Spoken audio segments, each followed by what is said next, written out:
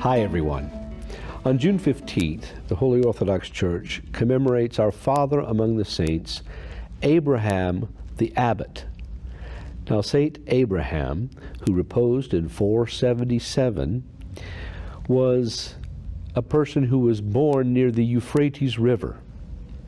And after deciding at an early age to pursue the monastic life, he was taken prisoner by pagans, who kept him that way for 5 long years, yet, as his life relates, to the saint's great joy.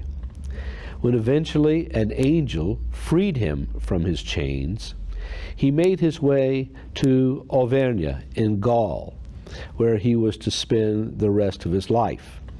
He came upon a basilica of St. Cyricus of Antioch, where he would eventually repose. And although there are not a lot of mentions of miracles and things that he did, he was considered a very holy man, and one particular miracle, which is a little striking to us today because of its very nature, was recorded. And that was near the feast of the Basilica, there were a swarm of pilgrims that were coming that year. And they had all prepared as much wine as possible to quench the thirst of all these pilgrims.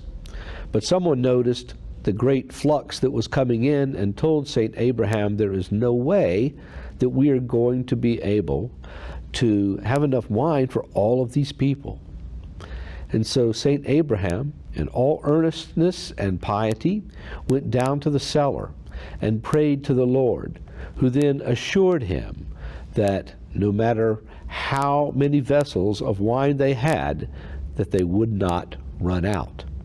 And in fact, this proved to be true. After the feast was ended, in fact, all of the vessels were still found to be full, and they even had some that were left over. Now, why this was recorded, well, we may very well question it. This is, after all, not a spectacular healing or something like that, but simply a gift of hospitality to the pilgrims that were at the Basilica. Yet we must remember that in the monastic life, hospitality has always been considered something very, very important, very necessary in the life of a monastery. And St. Abraham, who left his own Euphrates like Abraham of old, whom the Lord said, get thee and thy kindred out of this country to a place where I will show you.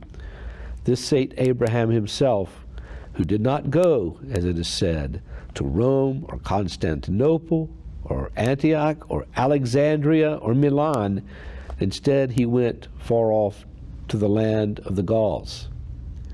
And as he settled there and lived out his life in all piety and humility, word spread about what a saintly man he indeed was. Saint Abraham can serve as a model of piety and hospitality to all of us today. But his story doesn't really end there. After his repose in 477, after many years had gone by and many wars had taken place, his remains were essentially forgotten. The Basilica of St. Cyricus has only a few walls remaining today. Yet that wasn't the end of St. Abraham's story, because in the 1600s, his tomb was discovered again, and immediately there began to be all sorts of miracles and healings that were taking place there. By the late 1700s, his bones had been taken and his skeleton found intact and moved to a different church where it remains today. So even after so many years, the memory and works and life and piety of Saint Abraham the Abbot were brought to the fore again. Let us not forget him either, because so many of these saints, and many have been lost over the years only to be recovered later on, and some that were not even known are made known to us by the will of God. One only has to think of Saints Raphael, Nicholas, and Irene in more contemporary terms from back in the 60s. These saints are brought to us for a purpose. They are brought back to us for a purpose, because the Lord wants their memories venerated, because He, as always, is glorified in His saints. Bye-bye.